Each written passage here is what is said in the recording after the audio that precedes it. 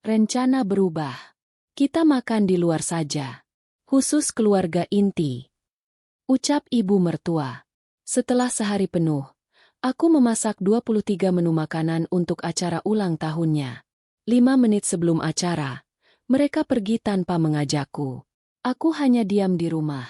Tapi apa yang suamiku lakukan membuat ibu mertua dan keluarganya panik memohon untuk bertemu denganku.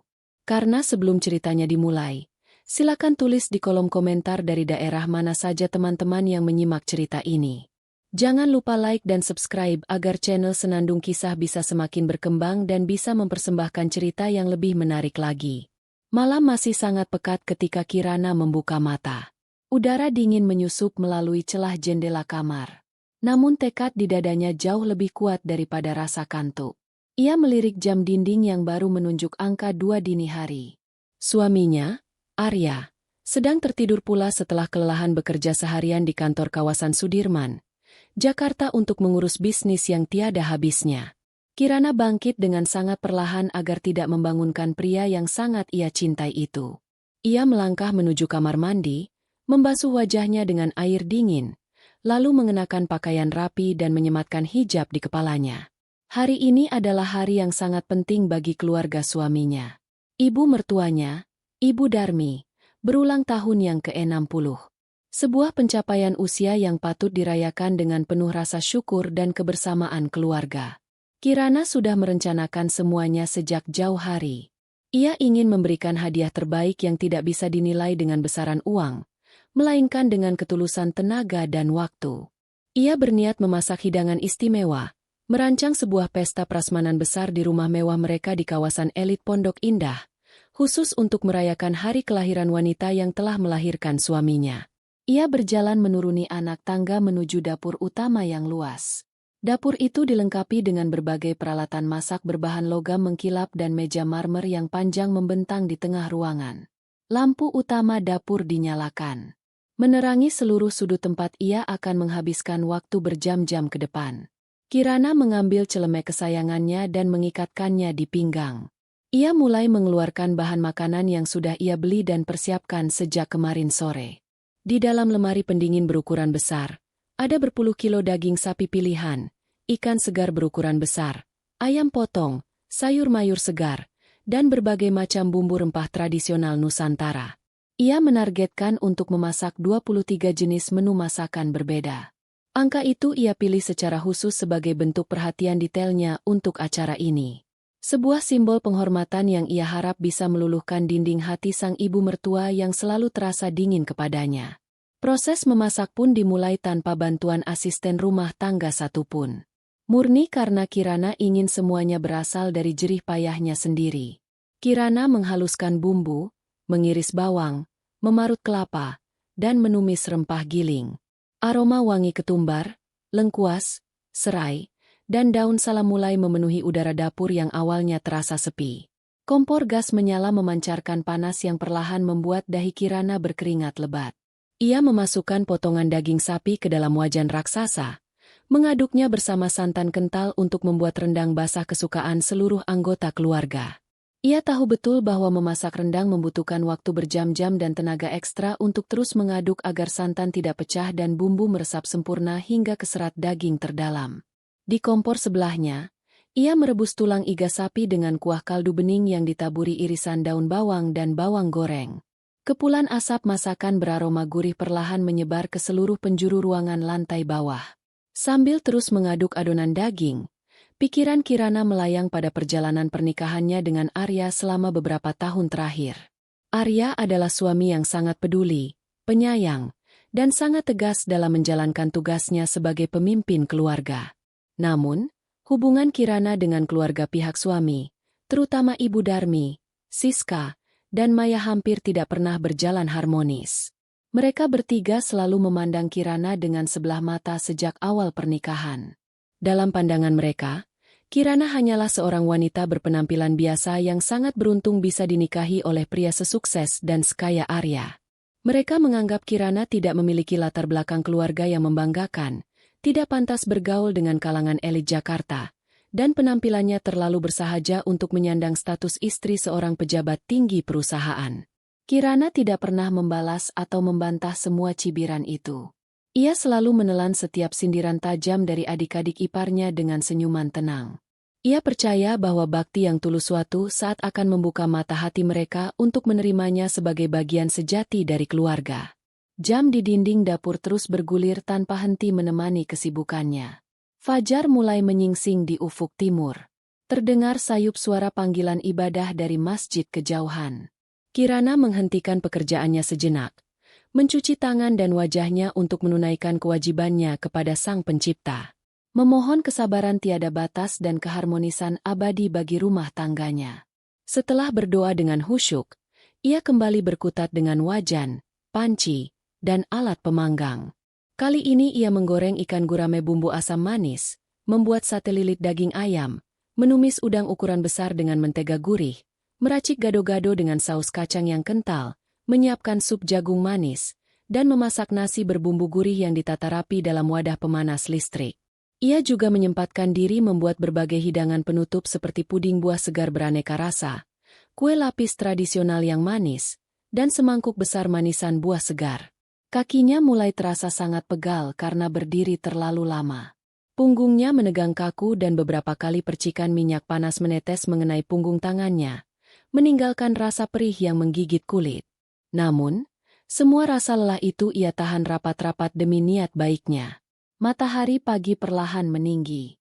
Sinarnya menerobos masuk melalui deretan jendela kaca dapur yang terbuka separuh. Kirana akhirnya menyelesaikan menu masakan yang ke-23. Ia menghela napas sangat panjang, mengusap peluh di pelipisnya menggunakan lengan baju, lalu mulai memindahkan dan menata seluruh makanan itu di atas meja makan panjang yang terbuat dari kayu jati solid di ruang tengah. Ia menggunakan piring keramik dengan kualitas terbaik, menyusun sendok dan garpu logam dengan jarak presisi, serta meletakkan gelas-gelas bening di samping setiap piring hidangan. Pemandangan di atas meja kayu itu sangat menggugah selera bagi siapa saja yang melihatnya. Asap tipis masih mengepul dari beberapa wadah pemanas logam, membawa aroma masakan rumahan yang sangat nikmat. Kirana tersenyum puas menatap hasil karyanya. Pengorbanannya menahan kantuk semalaman suntuk membuahkan hasil porsi pesta yang luar biasa. Ia membayangkan senyum terkejut dan raut bahagia di wajah Ibu Darmi saat turun dari lantai atas nanti. Terdengar suara hentakan langkah kaki menuruni tangga kayu. Kirana segera membenarkan letak hijabnya, merapikan lipatan bajunya dan berdiri dengan postur tubuh tegap di ujung meja makan. Ibu Darmi muncul dari balik belokan tangga, mengenakan gaun mewah rancangan desainer yang menjuntai hingga menyentuh lantai. Di belakang wanita parubaya itu, Siska dan Maya menyusul turun dengan pakaian yang tidak kalah mencolok mata. Mereka bertiga tampak sudah berdandan ria sejak pagi buta. Kirana memajukan langkahnya, memberikan senyuman paling ramah yang ia miliki, bersiap membuka mulut untuk mengucapkan selamat ulang tahun. Namun senyum Kirana perlahan memudar ketika menangkap raut wajah ketiga wanita di hadapannya. Tidak ada sepercik pun kilat kekaguman, rasa lapar, atau sekadar rasa terima kasih di mata mereka. Ibu Darmi justru spontan menutup hidungnya dengan punggung tangan, menatap seluruh hidangan berjejer di atas meja dengan tatapan menilai yang sangat merendahkan martabat pembuatnya. Ibu Darmi melangkah angkuh mendekati meja makan, menggeser salah satu piring keramik pembuka dengan ujung kuku jarinya. Seolah benda itu membawa penyakit menular. Ia melipat kedua tangan di dada dan menatap wajah Kirana dari atas ke bawah. Tumben sekali kamu rajin repot-repot masak sebanyak ini di pagi buta. Tapi jujur saja, bau bumbunya menyengat sekali membuat seisi rumah mewah ini jadi bau masakan murah. Kamu pikir keluarga kita mau makan makanan seperti ini di hari kelahiranku yang spesial? Ucap Ibu Darmi dengan nada suara yang sangat menusuk telinga. Siska maju menyusul ibunya, menimpali ucapan tajam itu sambil mengibaskan sebelah tangan di depan wajahnya sendiri seolah mengusir udara kotor. Benar kata ibu, nanti bau bawangnya bisa menempel kuat di pakaian mahal kita. Buat apa masak banyak kalau rasanya pasti standar lidah pinggiran yang tidak berkelas sama sekali. Maya sang adik bungsu yang manja hanya tertawa kecil menutupi mulutnya sepenuhnya mengamini hinaan yang dilontarkan kakak dan ibunya kepada sang kakak ipar. Kirana tetap berdiri mematung di tempatnya berpijak.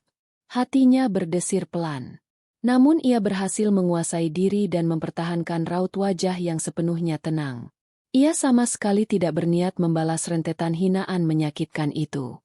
Ia hanya memandang mata mertuanya dalam-dalam, mencoba mencari sisa-sisa sisi keibuan di sana. Namun hasilnya nihil.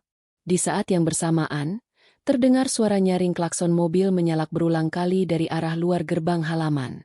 Ibu Darmi menoleh sekilas ke arah jendela besar lalu mengukir senyum penuh arti ke arah dua anak perempuannya. Ia kembali menatap Kirana dengan dagu terangkat menantang.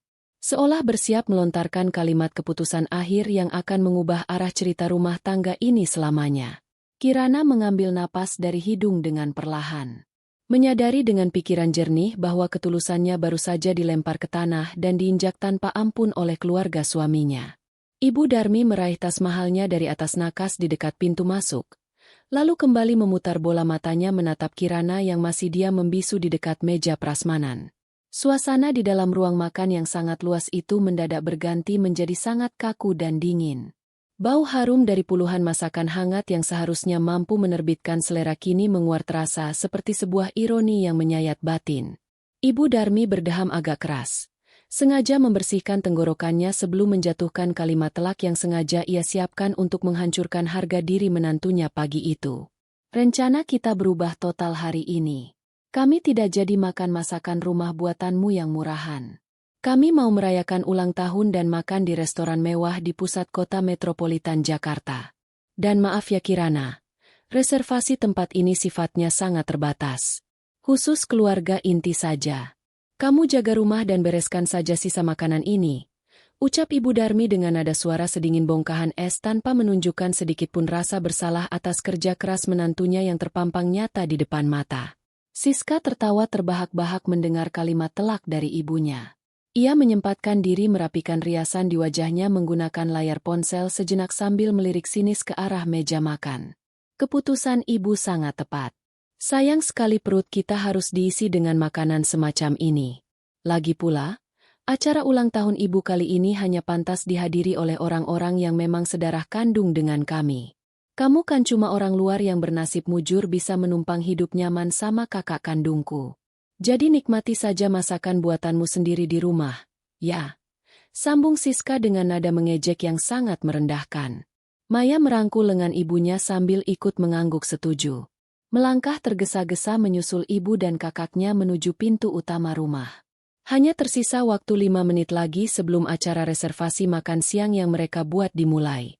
Dan mereka tampak sama sekali tidak peduli meninggalkan Kirana berdiri mematung sendirian bersama 23 jenis hidangan yang perlahan mulai kehilangan hawa panasnya.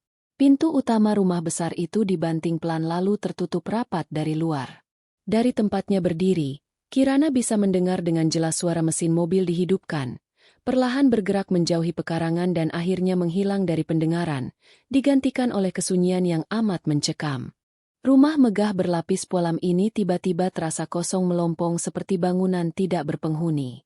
Kirana sama sekali tidak menangis meratapi nasibnya. Tidak ada satu tetes air mata pun yang sudi jatuh membasahi pipinya pagi itu. Matanya hanya menatap lurus ke arah deretan piring berisi rendang daging, gurame bakar, sup tulang iga, dan belasan menu berkuah lainnya.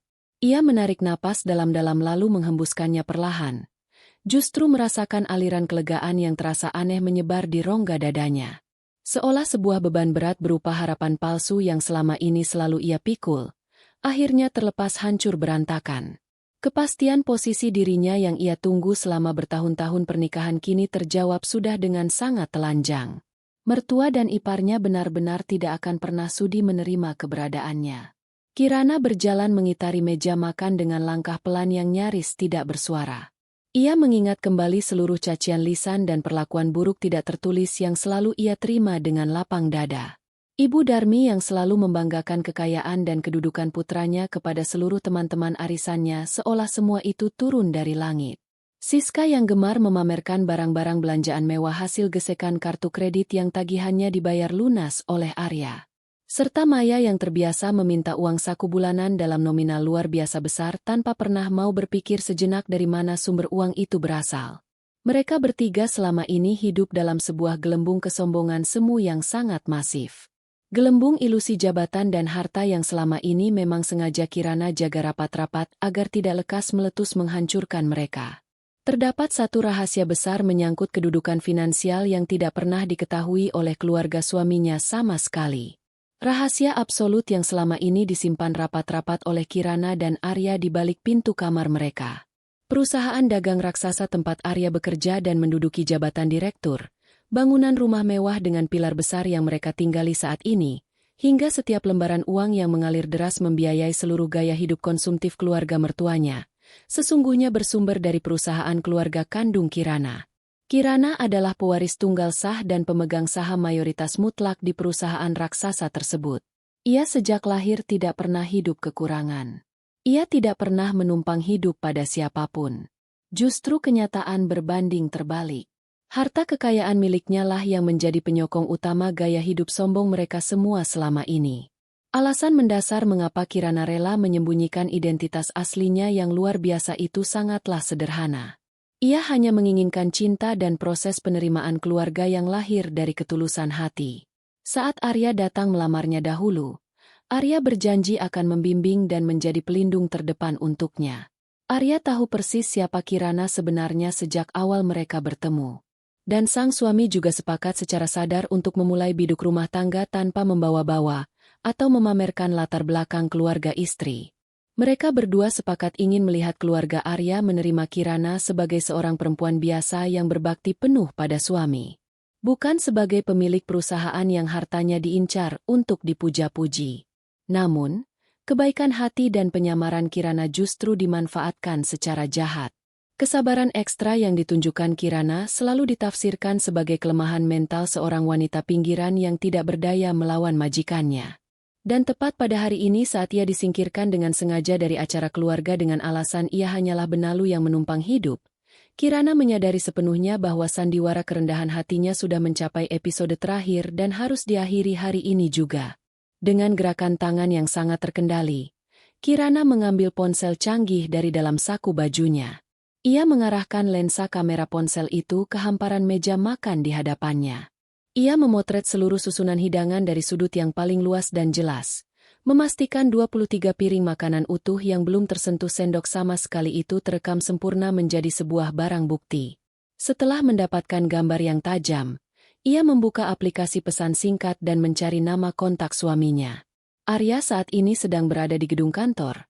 Kemungkinan besar sedang memimpin jalannya rapat direksi atau memeriksa setumpuk dokumen. Dan pria itu berencana menyusul ibu dan adik-adiknya ke lokasi perayaan secara langsung dari kantor. Kirana melampirkan foto meja makan tersebut ke dalam ruang obrolan lalu mengetikkan sebuah pesan singkat yang syarat akan makna mendalam. Selamat ulang tahun untuk ibumu.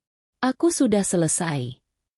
Hanya satu baris kalimat pendek itu yang ia kirim. Tidak ada rentetan keluhan panjang lebar menceritakan betapa lelah kakinya berdiri sejak dini hari. Tidak ada kalimat cengeng atau permintaan tolong agar suaminya segera pulang untuk membela dirinya. Kirana menekan tombol panah kirim dan menatap layar hingga melihat tanda centang ganda berubah warna menandakan pesan krusial itu telah sampai dan dibaca oleh suaminya di seberang sana. Ia tahu persis bagaimana suaminya akan bereaksi merespons foto dan pesan singkat tersebut. Arya bukanlah pria gegabah yang akan langsung membela keluarganya sendiri secara membabi buta menutup mata pada fakta. Arya adalah pria matang berprinsip kokoh yang sangat menomorsatukan ikatan janji pernikahan mereka di atas segalanya. Pesan bergambar itu adalah sebuah sinyal kuat dari sang istri. Sinyal bahwa Kirana sudah sepenuhnya angkat tangan menghadapi mereka. Bahwa batas toleransi pengabdiannya telah kandas tidak tersisa.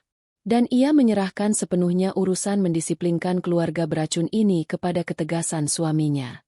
Kirana meletakkan kembali ponselnya menghadap ke bawah di atas meja kayu. Ia berjalan mengambil sebuah piring keramik kosong beserta sendok makan. Dengan sikap tenang seolah tidak terjadi badai apapun, ia mengambil secentong nasi berbumbu gurih, sepotong daging rendang yang seratnya sangat empuk, dan sedikit sayuran pelengkap gado-gado. Ia menarik kursi kayu kokoh di bagian paling ujung meja, duduk tegak sendirian di tengah ruangan megah yang terlampau sunyi itu. Ia mulai menyuapkan makanan hasil jerih payahnya sendiri ke dalam mulutnya perlahan-lahan. Rasanya sangat lezat.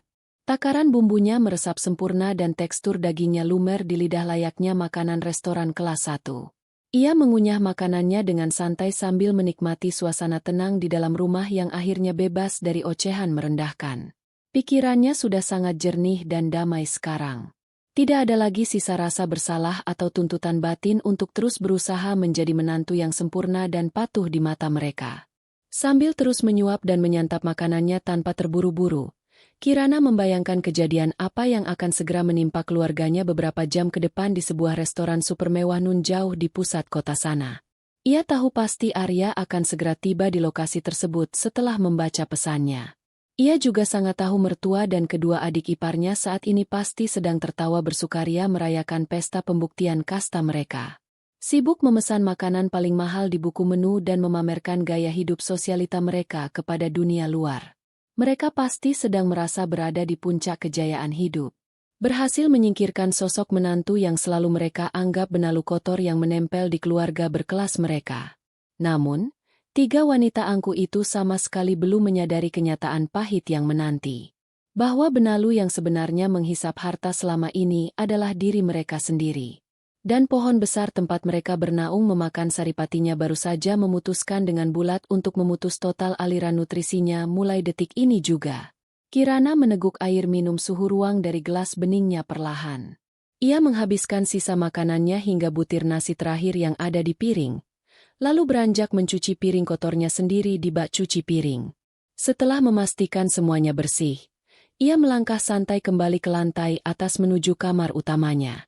Ia melepas balutan hijabnya sebentar untuk membasuh wajah dan menyegarkan diri di kamar mandi, lalu merebahkan tubuh lelahnya di atas kasur bersiap untuk beristirahat memulihkan tenaga.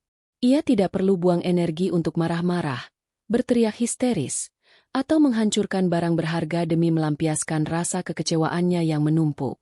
Ia sudah melempar bola api konflik itu tepat ke tangan suaminya. Sekarang ia hanya perlu berbaring diam dan menunggu Arya memutarbalikkan keadaan 180 derajat. Sebuah langkah balasan elegan dari seorang suami untuk membersihkan rumah tangganya dari parasit kesombongan. Dan Kirana sangat yakin hari ini akan menjadi peringatan hari ulang tahun yang paling menghancurkan sekaligus tidak akan pernah bisa dilupakan oleh Ibu Darmi seumur hidupnya. Suasana di dalam restoran paling mewah di kawasan elit Sudirman itu terasa sangat megah dan eksklusif. Lampu kristal berukuran raksasa menggantung tepat di bagian tengah langit-langit ruangan, memancarkan cahaya keemasan yang memantul indah di atas permukaan meja-meja berlapis pualam. Suara dentingan lembut dari alat makan berbahan logam perak yang beradu dengan piring keramik mahal berpadu harmonis bersama alunan musik instrumental dari alat musik gesek yang dimainkan secara langsung di sudut ruangan. Pelayan restoran berseragam resmi berdiri tegak di berbagai titik, siap melayani setiap permintaan tamu dengan sigap dan tanpa suara. Ibu Darmi berjalan membusungkan dada memasuki ruang makan utama diikuti oleh Siska dan Maya yang berjalan beriringan di belakangnya.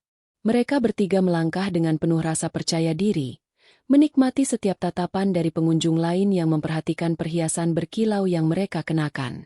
Ibu Darmi merasa hari ini adalah puncak kejayaannya.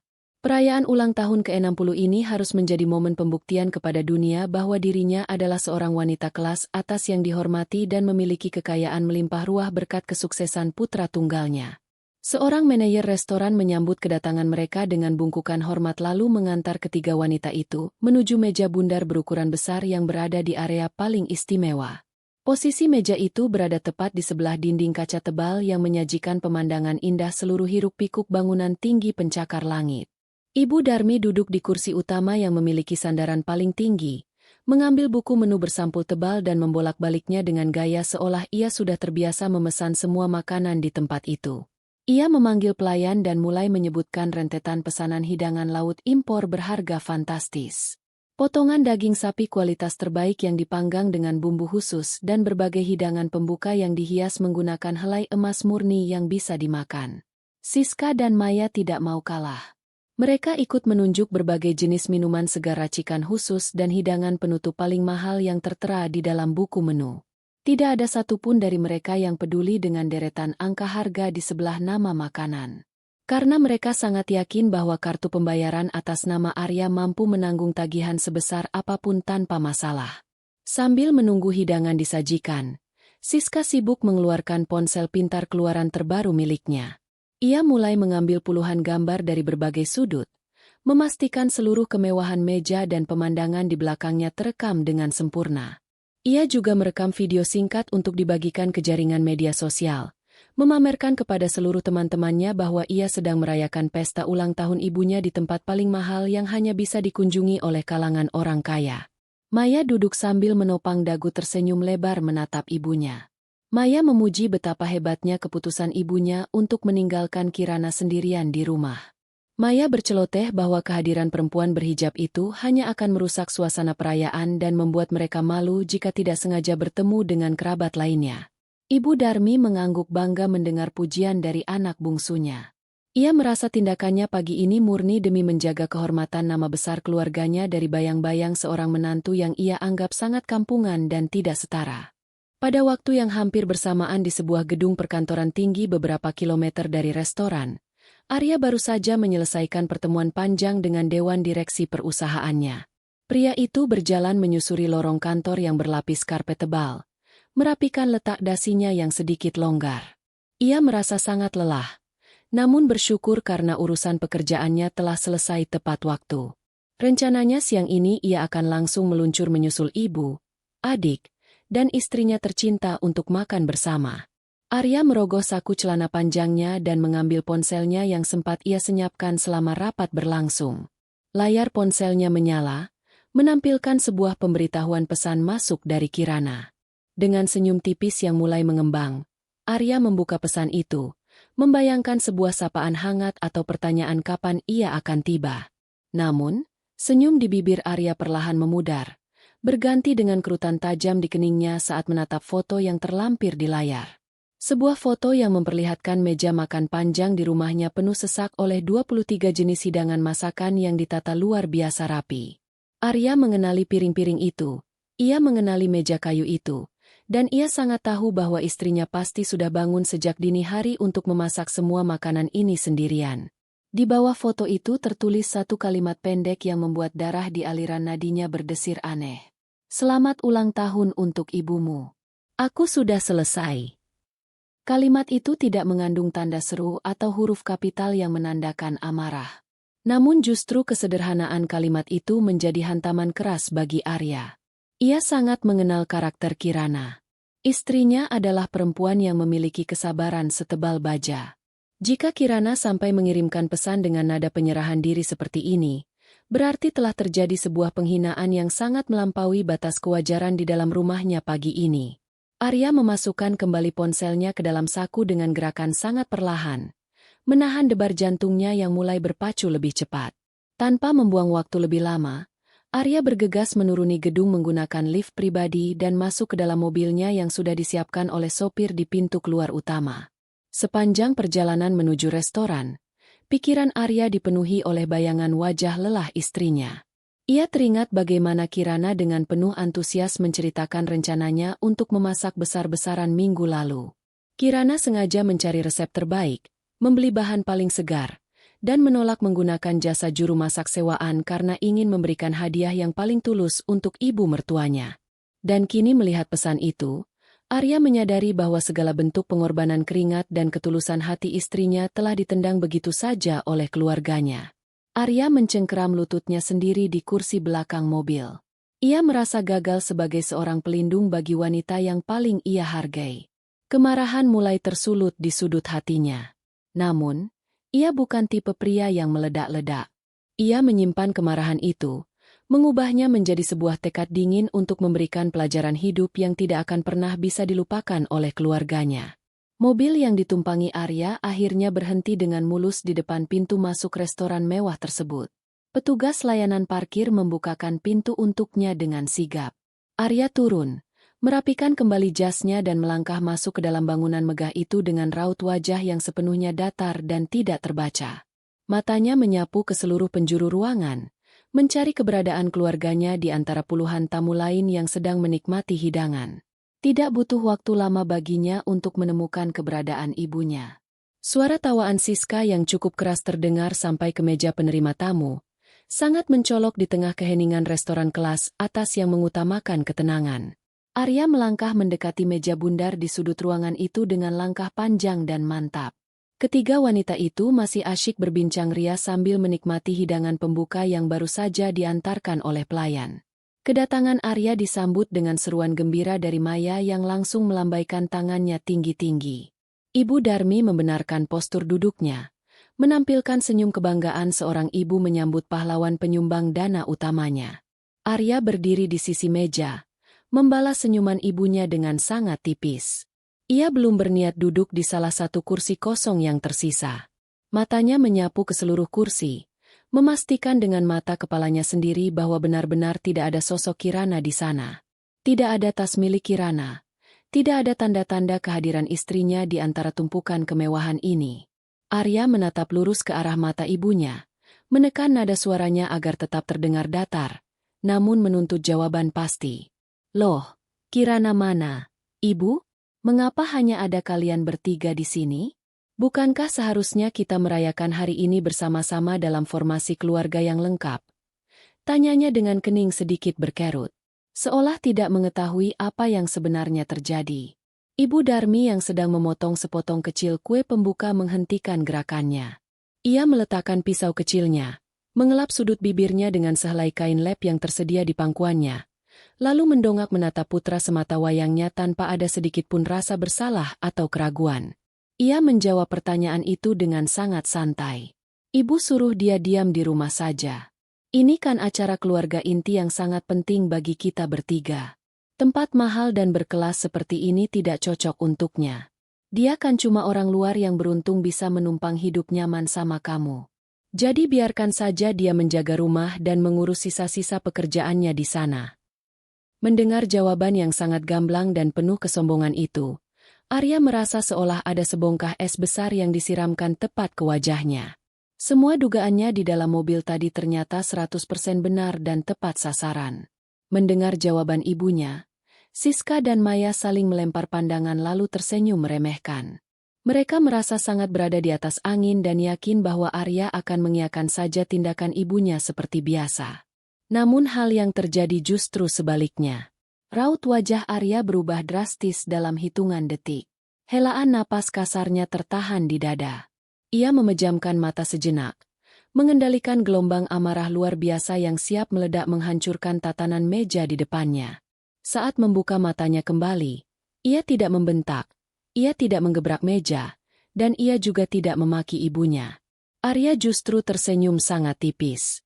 Sebuah senyuman yang sangat dingin dan tidak pernah dilihat oleh siapapun dalam keluarganya sebelumnya. Senyuman itu menyimpan ribuan makna menjadi sebuah tanda perpisahan bagi semua fasilitas mewah yang selama ini selalu mereka nikmati tanpa tahu diri. Senyuman dingin yang tersungging di bibir Arya berlangsung sangat singkat, namun efeknya terasa menggantung pekat di udara sekitar meja makan tersebut. Ibu Darmi yang melihat senyuman putranya sempat merasakan kejanggalan kecil di dalam hatinya. Namun, ia dengan cepat menepis perasaan aneh itu. Ia sangat yakin bahwa putra kandungnya tidak akan pernah berani membantah keputusannya. Apalagi jika menyangkut soal istri yang tidak membawa keuntungan apapun bagi keluarga mereka. Siska bahkan sudah mulai sibuk mengunyah daging panggangnya tanpa mempedulikan kebisuan sang kakak. Sementara Maya hanya menatap Arya dengan tatapan manja, berharap kakaknya segera duduk dan ikut merayakan kemeriahan tersebut. Arya berdiri mematung selama beberapa detik, mengamati wajah ibu dan kedua adik kandungnya satu persatu. Ia mencoba mencari sedikit saja penyesalan di mata mereka, mencari secercah simpati untuk wanita yang telah menghabiskan waktu semalaman di dapur demi mereka. Namun, pencariannya kembali menemui jalan buntu dan kehampaan. Di titik inilah kewarasan dan ketegasan Arya sebagai seorang suami benar-benar diuji dengan keras. Jika ia bertindak menuruti dorongan amarah murninya, ia bisa saja menarik taplak meja itu sekarang juga, membuat semua piring mewah berhamburan ke lantai dan meneriaki keluarganya di hadapan puluhan pengunjung restoran. Namun Arya sangat sadar bahwa tindakan kasar semacam itu hanya akan mencoreng martabatnya sendiri dan tidak akan memberikan pelajaran moral apapun bagi ibu dan adik-adiknya. Mereka hanya akan merasa menjadi korban perlakuan buruk putranya. Arya ingin mereka merasakan penderitaan yang jauh lebih mendalam. Sebuah pukulan telak pada kesombongan finansial yang selama ini menjadi fondasi keangkuhan mereka. Ia merapatkan kembali kancing jasnya yang terbuka, lalu menatap ibunya dengan sorot mata yang sulit diartikan. "Oh, begitu ya, Ibu?" ucap Arya dengan nada suara yang sangat datar dan tenang, nyaris menyerupai bisikan perlahan. "Baik, jika memang itu keputusan Ibu, silakan nikmati semua makanan yang sudah Ibu pesan hari ini." Arya tidak bisa ikut bergabung makan siang bersama kalian karena Arya baru ingat ada urusan yang sangat mendesak sebentar di luar.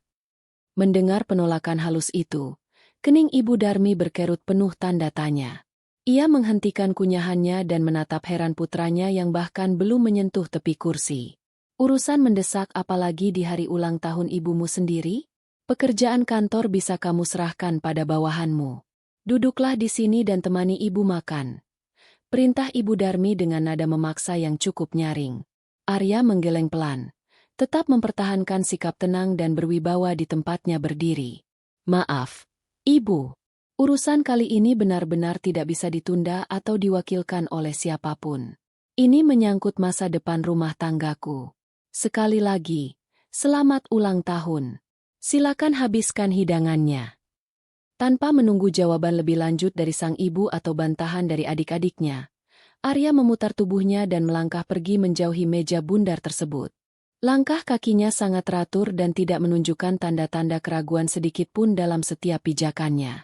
Ibu Darmi hanya bisa melongo menatap punggung putranya yang perlahan menghilang di balik kerumunan tamu restoran, merasa sedikit kesal karena harapannya untuk memamerkan kehadiran putranya yang tampan dan sukses di tempat mewah itu harus pupus seketika. Siska mengibaskan tangannya santai, menyuruh ibunya kembali makan dan tidak perlu terlalu memikirkan kepergian kakaknya yang mendadak itu. Bagi mereka berdua, selama tagihan makanan hari ini masih bisa dibayar menggunakan kartu pembayaran berbatas sangat tinggi milik Arya, ketidakhadiran fisik sang penyandang dana sama sekali bukan masalah besar yang patut dikhawatirkan oleh akal sehat. Arya berjalan melewati pintu utama restoran dengan langkah yang semakin cepat. Udara panas kota di siang hari langsung menerpa wajahnya. Namun panas itu tidak sebanding dengan rasa panas yang mendidih di dalam dadanya sejak tadi. Ia berjalan menuju ke area parkir tempat mobilnya bersiaga, meminta sopirnya untuk keluar dari kendaraan sebentar dan membiarkan dirinya duduk di kursi penumpang belakang sendirian. Suasana sepi di dalam ruang kabin mobil memberikan Arya kesempatan untuk bernapas lebih lega dan merancang langkah balasan yang mematikan. Ia mengeluarkan ponsel dari saku jasnya, membuka daftar kontak, dan mencari nomor asisten pribadi kepercayaannya di kantor. Ia menempelkan benda pipi itu ke telinganya, mendengarkan nada dering tersambung selama beberapa detik sebelum suara asistennya terdengar menyapa dengan sangat sopan. "Selamat siang, Bapak Arya. Ada yang bisa saya bantu di jam istirahat ini?" Sapa sang asisten dari seberang sambungan telepon. Arya menarik napas dalam-dalam, memastikan suaranya tidak bergetar karena emosi yang meluap. "Siang. Saya butuh kamu melakukan beberapa tugas administratif penting sekarang juga. Ini instruksi langsung dari saya dan tidak bisa diganggu-gugat sama sekali. Pertama, segera hubungi seluruh layanan bank tempat saya membuka jalur kredit tambahan untuk Ibu Darmi, Siska, dan Maya. Saya perintahkan kamu untuk menurunkan batas maksimal penggunaan semua kartu itu hari ini juga. Turunkan secepat mungkin. Sisakan ruang transaksi hanya sebesar 5 juta rupiah di masing-masing kartu. Cukup untuk uang makan harian dan belanja keperluan dasar pokok. Bekukan sisa pagunya tanpa pengecualian sedikit pun." Suara Arya terdengar sangat tegas dan tanpa kompromi, menggema memecah kesunyian di dalam kabin mobilnya. Terdengar hembusan napas terkejut dari asisten pribadinya di ujung telepon. "Maksud Bapak, seluruh kartu yang mereka pegang saat ini harus dibatasi hingga 5 juta rupiah saja?" "Semuanya, Pak, termasuk kartu utama yang biasa Nyonya besar gunakan untuk kegiatan arisan dan belanja harian," tanya asistennya, berusaha memastikan bahwa ia tidak salah mendengar perintah yang terdengar sangat ekstrim dan mendadak tersebut. "Ya, semuanya tidak ada pengecualian dari daftar tersebut. Lakukan pembatasan sekarang juga sebelum mereka melakukan transaksi pembayaran apapun hari ini," jawab Arya cepat. Ia teringat bagaimana istrinya selama ini tidak pernah menggunakan sepeser pun uang perusahaan untuk berfoya-foya di luar rumah. Kirana yang merupakan pemilik asli dari semua kekayaan ini, justru memilih menyibukkan diri di dapur, memasak puluhan hidangan dengan tangannya sendiri. Fakta bahwa keluarga Arya menggunakan uang milik Kirana untuk menghina dan menginjak-injak harga diri perempuan itu adalah sebuah penghinaan ganda yang sangat menjijikkan dan tidak bisa lagi ditoleransi. Tugas kedua. Lanjut Arya memotong keheningan singkat di sambungan telepon. Segera hapus hak akses nama Ibu Darmi, Siska, dan Maya dari seluruh dana operasional cadangan perusahaan keluarga. Jangan pernah lagi mencairkan dana rupiah pun jika mereka datang ke kantor dengan alasan tagihan belanja, perawatan kecantikan, atau meminta tiket liburan. Jika mereka bertanya, katakan saja bahwa ini adalah keputusan mutlak dari Dewan Direksi Perusahaan Utama dan saya sama sekali tidak punya kuasa untuk membantahnya karena status saya di sana hanyalah seorang pegawai yang digaji. Asisten di seberang sana mencatat setiap perintah itu dengan saksama dan penuh kehati-hatian. Baik, Pak Arya. Akan segera saya proses dalam hitungan menit dari sekarang. Apakah ada instruksi tambahan lainnya yang perlu saya tindak lanjuti? Arya menggelengkan kepalanya pelan merespons pertanyaan itu. Tidak ada. Pastikan saja tugas ini selesai sebelum jam 12 siang ini berakhir. Saya sangat mengandalkan ketelitianmu. Arya memutus sambungan telepon itu secara sepihak dan meletakkan ponselnya di atas jok kulit di sebelahnya. Setelah perintah tegas itu tersampaikan dengan jelas, Arya menyandarkan punggungnya ke sandaran kursi mobil yang empuk. Ia memejamkan mata, merasakan detak jantungnya perlahan mulai kembali ke irama yang normal. Ia menyadari sepenuhnya bahwa keputusannya hari ini akan memicu ledakan konflik yang sangat besar di dalam kehidupan keluarganya. Ia membayangkan jeritan histeris ibunya dan tangisan penolakan dari adik-adiknya ketika mengetahui seluruh fasilitas kemewahan mereka terputus tanpa ada peringatan apapun sebelumnya. Arya paham bahwa sebagian orang mungkin akan menilainya sebagai anak yang tidak tahu balas budi karena berani memotong kebahagiaan orang tua yang melahirkannya. Namun, dalam pandangan Arya yang objektif, memanjakan kesombongan yang terus-menerus menyakiti istrinya bukanlah bentuk dari bakti seorang anak yang sesungguhnya. Bakti tidak diukur dari seberapa banyak uang yang diberikan untuk berfoya-foya di atas air mata orang lain.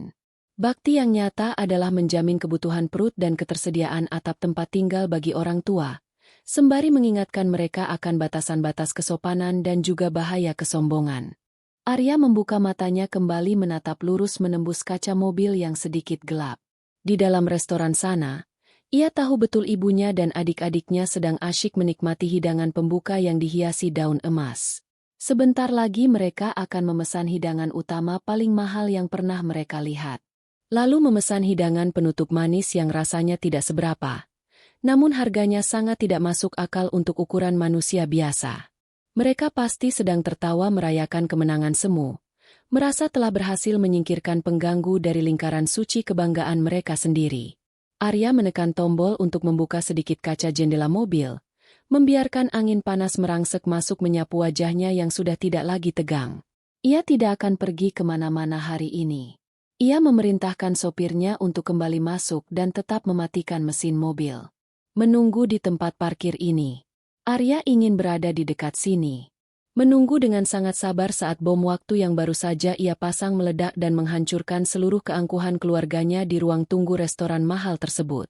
Ia ingin mendengarkan secara langsung bagaimana rupa kepanikan mereka saat menyadari bahwa orang luar yang selalu mereka hina sesungguhnya adalah satu-satunya alasan mereka bisa bernapas lega di atas tumpukan harta selama bertahun-tahun ini.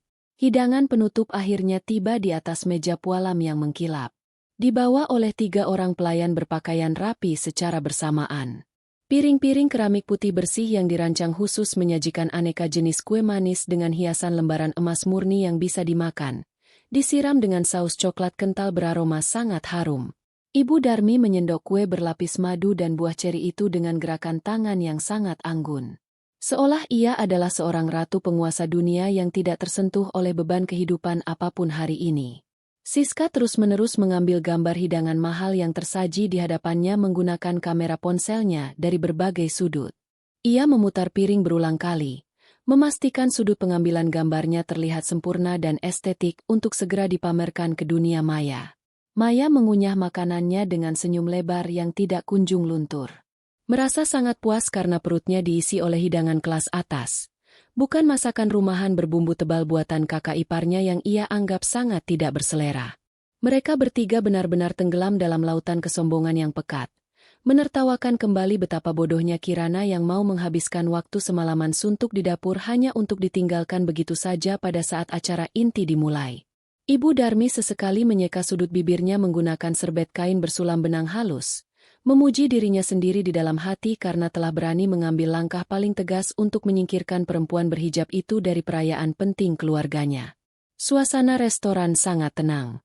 Diiringi alunan musik klasik yang dimainkan langsung dari panggung kecil di sudut ruangan, menambah kesan megah yang sangat memanjakan telinga dan memperkuat ilusi kemewahan mereka. Setelah seluruh makanan di atas meja habis tidak bersisa dan piring-piring bersih dari noda bumbu, Ibu Darmi mengangkat sebelah tangannya perlahan, memanggil seorang pelayan pria yang berdiri bersiaga tidak jauh dari meja mereka. Pelayan pria itu segera menghampiri dengan langkah cepat namun nyaris tanpa suara berkat sol sepatunya yang tebal. Membungkuk sangat sopan sambil membawa sebuah map kulit tipis berwarna gelap yang berisi kertas rincian pesanan mereka sejak siang tadi. Ibu Darmi menerima map kulit itu dari tangan pelayan tanpa sedikit pun repot-repot membuka halamannya untuk memeriksa rincian pesanan, atau melihat jumlah total biaya yang harus ia bayar hari ini. Ia sudah sangat terbiasa mengabaikan deretan angka, karena meyakini batas penggunaan kartunya tidak akan pernah mencapai titik batas maksimal. Dengan gerakan tangan yang terkesan sangat meremehkan dan sombong, ia membuka resleting tas mewahnya, mengambil sebuah kartu pembayaran prioritas khusus miliknya dan meletakkannya begitu saja di atas map kulit itu tanpa menatap mata sang pelayan.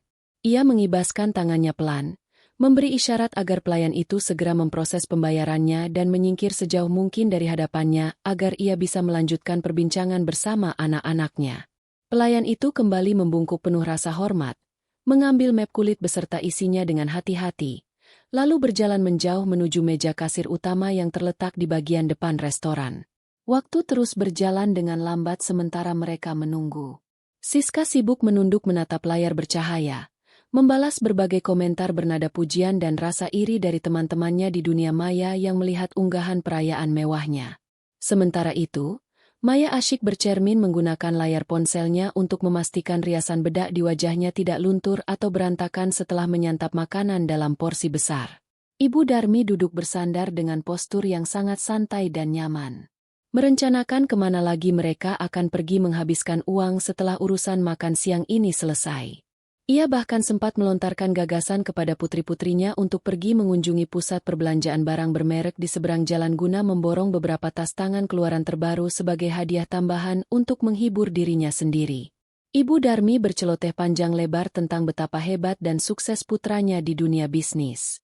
Menceritakan kembali kisah karangan bebasnya bahwa perusahaan besar tempat putranya bekerja sangat bergantung pada kepintaran otak anak laki-lakinya. Ia benar-benar yakin secara mutlak bahwa semua kenikmatan hidup yang ia rasakan hari ini adalah hasil keringat darah anak kandungnya semata. Oleh karena itu, ia merasa sangat berhak menikmati setiap keping keuntungannya sesuka hati tanpa harus berbagi setetes pun dengan menantu yang hanya bisa mengurus rumah dan memasak di dapur. Namun, kenyamanan semu dan gelak tawa itu perlahan mulai terkoyak ketika 10 menit berlalu dan pelayan pria tadi tidak kunjung kembali ke meja membawa bukti keberhasilan pembayaran. Alih-alih pelayan biasa yang datang, kini seorang pria parubaya dengan setelan jas resmi yang rapi yang merupakan kepala manajer dari restoran tersebut melangkah perlahan mendekati meja mereka dengan wajah tegang. Pria itu membawa map kulit yang sama persis di tangannya. Namun, raut wajahnya terlihat sangat kaku dan profesional, menghilangkan senyum ramah yang biasanya ia tampilkan untuk menyambut tamu. Ia berdiri tegap tepat di sebelah tempat duduk Ibu Darmi, berdeham pelan untuk menarik perhatian ketiga wanita yang masih asyik dengan dunianya masing-masing. Mohon maaf sebesar-besarnya mengganggu waktu istirahat Anda, Nyonya. Ada sedikit kendala dengan sistem pemrosesan pembayaran dari pihak bank Anda hari ini, ucap manajer itu dengan nada suara yang sangat sopan, namun memiliki ketegasan yang tidak bisa dibantah. Ibu Darmi mendengus pelan, merasa sangat terganggu karena rencananya tertunda oleh urusan teknis yang remeh. Ia menatap kepala manajer itu dengan sebelah alis terangkat tinggi menyiratkan ketidaksukaan. Kendala apa maksudmu berbicara seperti itu? Mesin pemindai milik restoran kalian yang rusak atau belum diperbarui, bukan? Asal kamu tahu, kartu saya itu adalah kartu prioritas tanpa batas pemakaian. Jadi, tidak mungkin ada masalah penolakan dari pihak bank penyedia layanan. Coba kamu bawa kembali dan gesek lagi mesinnya. Pastikan sinyal jaringan kalian bagus sebelum sembarangan menyalahkan kartu pelanggan kelas atas seperti saya di tempat terbuka ini. Sahut Ibu Darmi dengan suara agak keras dan lantang, sengaja membesarkan volume suaranya agar beberapa tamu di meja terdekat mendengar bahwa ia adalah orang penting yang tidak boleh diremehkan. Manajer restoran itu sama sekali tidak bergeming dari posisinya. Ia tetap mempertahankan sikap profesionalnya meski mendapat rentetan teguran kasar. Kami sudah mencoba memproses kartu Anda melalui 3 mesin pemindai yang berbeda di meja kasir kami, Nyonya. Namun, layar sistem perbankan kami terus-menerus menampilkan pesan penolakan yang sama. Transaksi Anda ditolak langsung oleh pihak bank penerbit pusat. Batas maksimal sisa dana yang tersedia di dalam kartu ini sangat tidak mencukupi untuk melunasi total biaya pesanan makanan Anda hari ini yang mencapai angka 35 juta rupiah. Mendengar angka tagihan puluhan juta yang disebutkan secara gamblang dan fakta bahwa kartunya ditolak, mata Ibu Darmi membulat sempurna karena terkejut.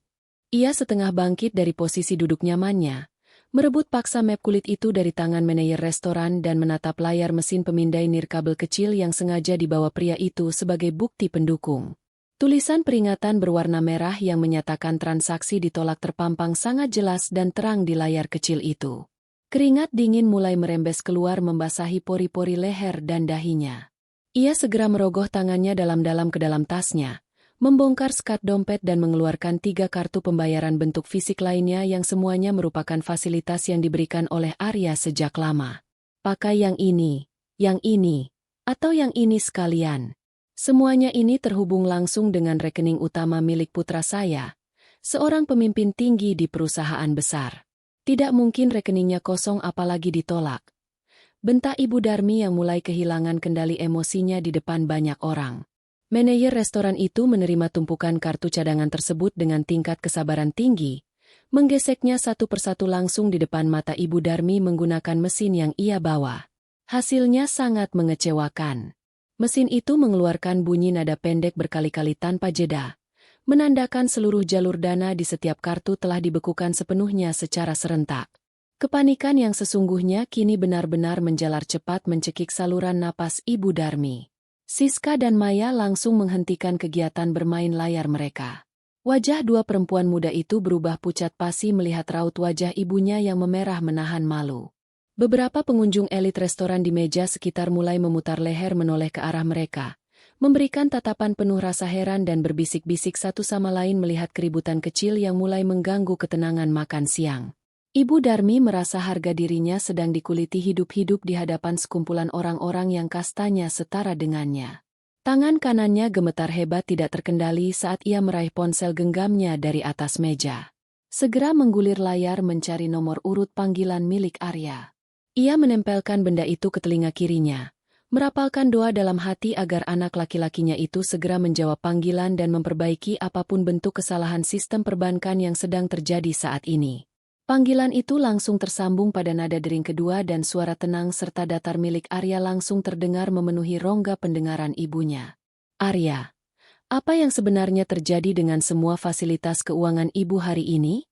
Kenapa sama sekali tidak ada satupun kartu yang bisa digesek untuk membayar pesanan ini? Cepat kamu hubungi pihak layanan bank langgananmu sekarang juga. Ibu sedang dipermalukan habis-habisan di tempat umum oleh pelayan restoran. Seru Ibu Darmi dengan nada panik tingkat tinggi bercampur luapan marah yang tidak tertahan. Di ujung sambungan komunikasi sana, sama sekali tidak terdengar nada keterkejutan atau rasa khawatir dari suara sang putra.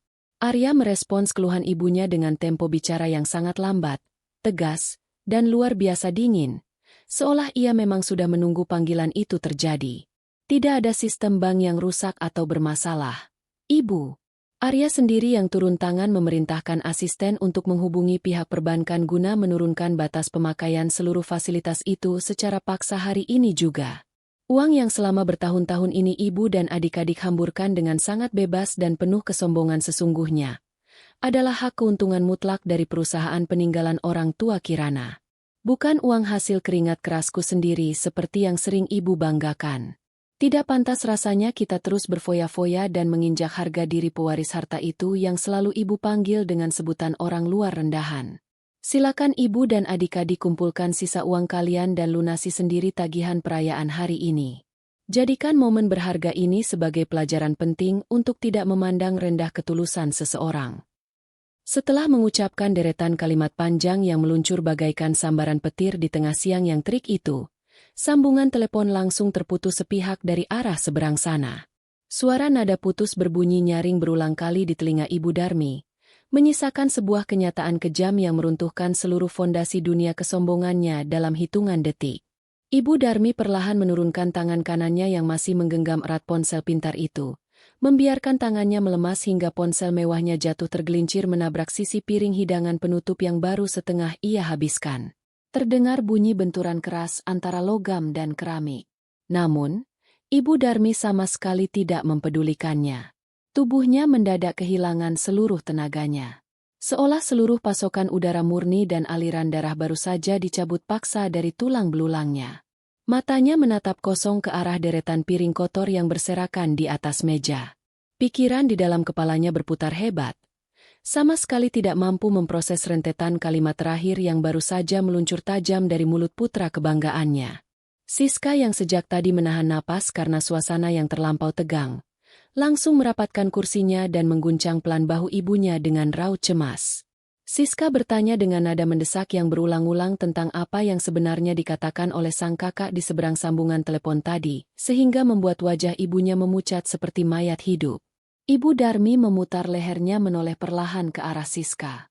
Bibirnya bergetar sangat hebat saat ia mencoba menyusun kata-kata dari tenggorokannya yang terasa sangat kering dengan suara yang sangat parau, terbata-bata, dan nyaris menyerupai bisikan angin. Ia mengulangi pernyataan Arya kata demi kata bahwa seluruh harta kekayaan berlimpah yang selama ini selalu membiayai gaya hidup papan atas mereka ternyata bukanlah murni milik sang putra, melainkan kekayaan mutlak milik Kirana. Perempuan berhijab tenang yang baru saja mereka caci maki dan mereka tinggalkan begitu saja sendirian di rumah besar. Mendengar penjelasan ibunya yang terdengar sangat mustahil itu, Siska dan Maya serentak membelalakan mata lebar-lebar dengan mulut sedikit terbuka.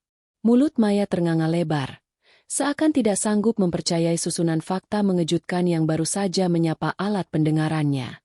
Fakta mengerikan itu menghantam logika sempit mereka bagaikan godam besi berukuran raksasa. Selama bertahun-tahun hidup berdampingan, mereka selalu memposisikan diri mereka berdua sebagai bagian dari nyonya rumah tangga utama yang memegang kendali penuh atas segala keputusan hidup sang kakak ipar. Mereka selalu merasa berhak menyuruh-nyuruh, melemparkan sindiran tajam, dan merendahkan martabat Kirana tanpa henti karena mereka selalu menganggap perempuan sederhana itu miskin dan tidak memiliki latar belakang keluarga yang membanggakan. Kenyataan bahwa Kirana lah yang sesungguhnya berperan sebagai penyandang dana tunggal yang membiayai seluruh barang mewah yang menempel di tubuh mereka saat ini terasa sangat tidak masuk akal sekaligus menebarkan teror ketakutan yang luar biasa. Mereka berdua segera membuka aplikasi layanan perbankan di ponsel masing-masing dengan tangan gemetar. Berusaha memeriksa jumlah saldo tabungan pribadi yang tersisa di rekening mereka. Harapan terakhir mereka langsung hancur berkeping-keping saat layar ponsel terang benderang itu hanya menampilkan deretan angka sisa uang yang sangat kecil jumlahnya. Seluruh uang tunai rutin pemberian kakak laki-laki mereka selalu habis tidak bersisa digunakan untuk membeli pakaian desainer terbaru, makan di tempat bergengsi, dan memanjakan diri di tempat perawatan kecantikan. Tidak pernah ada sedikit pun sisa uang yang pernah mereka sisihkan sebagai dana simpanan berjaga-jaga. Kepala manajer restoran yang sejak tadi berdiri mematung dalam diam menyaksikan drama kepanikan keluarga itu kembali berdeham pelan, sengaja memecah keheningan yang mencekam di antara ketiga wanita tersebut. Ia mengingatkan kembali dengan menggunakan nada yang sangat teratur dan sopan bahwa total keseluruhan biaya makanan dan minuman yang telah mereka nikmati harus segera diselesaikan hari ini juga sebelum mereka bertiga diizinkan untuk melangkah keluar melewati pintu area restoran menuju jalan raya. Pria berseragam itu menyodorkan lembaran kertas rincian daftar harga yang panjang ke arah Ibu Darmi dengan gerakan tangan yang mantap. Angka total 35 juta rupiah tercetak dengan tinta warna tebal di bagian paling bawah kertas tagihan tersebut. Jumlah pesanan yang sangat tidak masuk akal untuk ukuran sekadar makan siang keluarga yang hanya dihadiri oleh 3 orang wanita. Namun menjadi sangat masuk akal jika melihat betapa banyak jenis tumpukan daging impor kualitas terbaik dan hiasan bahan mahal yang mereka pamerkan di atas piring sejak tadi. Ibu Darmi merasa seluruh sisi dinding restoran mewah ini perlahan-lahan bergerak maju menyempit, mencekik saluran pernapasannya hingga terasa sesak. Ia mencoba memaksakan senyum canggung dan memelas ke arah manajer itu. Memohon dengan sungguh-sungguh agar diberikan sedikit kelonggaran tenggat waktu pembayaran atau memohon izin untuk pulang terlebih dahulu sekadar mengambil uang simpanan tunai di brankas rumah. Sesuai dugaan, permohonan putus asa itu ditolak mentah-mentah sesuai dengan prosedur pengamanan ketat yang selalu berlaku di tempat makan untuk kalangan tamu atas. Karena benar-benar tidak ada pilihan lain yang tersedia di depan mata, Ibu Darmi terpaksa membuka buku daftar kontak di layar ponselnya yang kacanya sudah sedikit retak di bagian ujung akibat benturan keras dengan piring keramik tadi. Ia mulai menghubungi satu persatu nama teman arisannya. Orang-orang kaya yang selama ini selalu sering memujinya setinggi langit dan paling sering menikmati traktiran makan darinya di berbagai kesempatan berkumpul. Panggilan telepon pertama berhasil tersambung kepada seorang nyonya besar yang berprofesi sebagai pedagang berlian. Ibu Darmi berusaha menetralkan suaranya, menceritakan sedikit kisah karangan bahwa ia tidak sengaja meninggalkan dompet berisi kartunya di rumah dan sangat membutuhkan pinjaman dana talangan cepat saat ini juga di restoran. Namun, suara riang temannya di seberang sana mendadak berubah menjadi kaku dan dingin, beralasan bahwa seluruh dana perusahaannya sedang tertahan di bank dan tidak bisa dipindahkan secara sembarangan pada hari ini. Ibu Darmi kemudian beralih menghubungi teman arisan kedua, berlanjut ke teman ketiga hingga teman kelima. Semuanya secara kompak memberikan tanggapan berupa jawaban yang sangat mengecewakan, mencari ribuan macam jenis alasan untuk bisa menolak meminjamkan uang puluhan juta secara mendadak tanpa jaminan apapun. Hubungan pertemanan elit yang selama ini hanya dilandasi oleh semangat ajang pamer harta pada akhirnya terbukti sangat rapuh, palsu, dan tidak berguna ketika ujian kehidupan yang sesungguhnya datang menerjang tanpa peringatan. Ibu Darmi meletakkan ponselnya di atas meja dengan raut keputusasaan yang sangat dalam, menyadari sebuah tamparan keras bahwa ia sama sekali tidak memiliki teman sejati satupun di dunia ini yang mau mengulurkan bantuan. Dua orang petugas berseragam gelap berukuran tubuh besar mulai melangkah perlahan dari arah pintu keluar mendekati meja mereka, bersiap siaga mengambil tindakan tegas jika para pelanggan bermasalah di hadapan mereka menunjukkan gerak-gerik berniat melarikan diri tanpa menyelesaikan kewajiban. Pemandangan kehadiran dua pria bertubuh tegap itu memancing gelombang ketakutan luar biasa di dalam hati Maya. Gadis paling muda yang terbiasa hidup sangat manja itu mulai merengek menangis sesenggukan, menarik-narik lengan baju ibunya agar segera mencari jalan keluar supaya mereka semua tidak diseret dengan paksa ke hadapan pihak berwajib hari ini juga. Kepala manajer restoran akhirnya memberikan satu buah penawaran penyelesaian terakhir yang aturannya terdengar sangat merendahkan martabat keluarga mereka. Ia meminta dengan tegas agar mereka menitipkan sejumlah barang berharga bernilai tinggi sebagai barang jaminan sementara waktu. Yang mana barang-barang mewah tersebut akan segera dilelang dan dijual oleh pihak manajemen restoran jika mereka tidak kembali membawa pelunasan uang tunai dalam batas waktu maksimal 24 jam ke depan. Mendengar syarat penawaran itu, Siska langsung bergerak refleks menyembunyikan jam tangan kemilaunya di balik lengan baju. Sementara Ibu Darmi memeluk sangat erat tas kulit dari perancang luar negeri yang baru saja ia pamerkan kepada pelayan beberapa saat yang lalu. Namun, kedua pria bertubuh besar itu melangkah semakin merapat mendekat, sama sekali tidak menyisakan ruang sedikit pun bagi ketiga wanita itu untuk mencoba bernegosiasi panjang atau melakukan penolakan lebih lanjut. Dengan kedua tangan yang terus gemetar kedinginan dan bulir air mata yang mulai menitik deras merusak tatanan riasan wajah tebalnya, Ibu Darmi perlahan-lahan melepaskan dua buah gelang emas berat yang melingkar menghiasi pergelangan tangannya, ditambah dua buah perhiasan cincin bertatahkan batu berukuran besar dari jari manis kirinya. Siska dengan raut wajah sangat terpaksa dan hati hancur membuka kaitan jam tangan berbahan logam mulianya. Sebuah benda penunjuk waktu yang selalu ia banggakan dan ia tonjolkan di setiap unggahan gambar pribadinya. Sementara itu, Maya yang memang tidak banyak mengenakan perhiasan mahal di tubuhnya terpaksa harus menangis terseduh merelakan tas bermerek edisi sangat terbatas kesayangannya diambil alih oleh pihak restoran sebagai pelengkap kekurangan jaminan. Sang manajer memeriksa keaslian barang-barang itu dengan sangat teliti menggunakan sarung tangan putih, menuliskan selembar kertas tanda terima penitipan sementara dan kemudian mempersilakan mereka bertiga untuk segera mengangkat kaki meninggalkan tempat itu. Rasa malu yang mendera dada mereka sangat luar biasa besar dan menyakitkan. Mereka harus melangkah berjalan melewati lorong meja-meja pengunjung lain yang sejak tadi menatap lurus dengan pandangan penuh rasa mencemooh tajam. Langkah kaki mereka yang tadinya melangkah tegap membusungkan dada dengan dagu terangkat tinggi kini berubah total menjadi deretan langkah gontai menyeret kaki dengan posisi kepala tertunduk sangat dalam menyembunyikan wajah. Ketiga wanita itu akhirnya berhasil keluar melewati pintu kaca utama restoran. Langsung disambut oleh hembusan udara panas kota yang menyengat dan langsung membakar permukaan kulit wajah mereka. Sama sekali tidak ada lagi senyum kesombongan yang menghiasi bibir. Tidak ada lagi perbincangan riang tentang lokasi tempat belanja barang bermerek selanjutnya. Mereka terpaksa menunggu sebuah mobil angkutan pesanan biasa tiba di tepi trotoar jalan, karena mereka sama sekali tidak berani memanggil sopir pribadi yang selama ini digaji penuh oleh uang perusahaan milik Kirana. Sepanjang perjalanan pulang di dalam kabin mobil sewaan yang beraroma kurang sedap dan terasa sumpek itu, tidak ada satu patah kata pun yang berani keluar dari mulut mereka bertiga. Pikiran Ibu Darmi berkecamuk sangat hebat layaknya badai, memikirkan dengan keras bagaimana cara yang tepat ia harus mengatur posisi berhadapan dengan Kirana setibanya di kediaman mereka nanti. Ia membayangkan senyum kepuasan kemenangan menantunya atau kemungkinan yang jauh lebih buruk lagi. Kemarahan nyata dari Arya yang sudah bersiap memberikan hukuman lanjutan untuk keluarganya. Ia mencoba merangkai dan menyusun kalimat permintaan maaf yang paling meyakinkan di dalam kepalanya. Berharap masih ada sedikit celah belas kasih tersisa di relung hati anak laki-lakinya untuk mengembalikan tata cara kehidupan nyamannya seperti sedia kala sebelum bencana hari ulang tahun ini terjadi.